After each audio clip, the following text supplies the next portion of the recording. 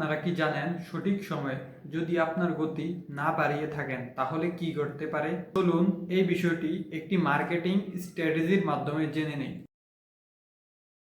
টিকতে চাইলে ক্ষিপ্রতা লাগবেই। আগে বড় কোম্পানি ছোট কোম্পানিকে গ্রাস করত, এখন গতিশীল কোম্পানি ধীরগতি কোম্পানিকে বাজার থেকে সরিয়ে দেয়। চলুন এই বিষয়টি উদাহরণের মাধ্যমে জেনে নেই। মোবাইল ফোনের রাজত্বে নোকিয়া একসময় শীর্ষে ছিল। স্মার্টফোনের জগতে নোকিয়া স্থির গতিতে মানিয়ে নিতে একসময় মার্কেট হারিয়েছে। নোকিয়া বিদায় বেলা তাদের সিইও বলেছিলেন, আমরা কোনো ভুল করিনি, তবু আমাদের হারতে হলো। কিন্তু তাদের সবচেয়ে বড় ভুল ছিল দ্রুত পরিবর্তন করা।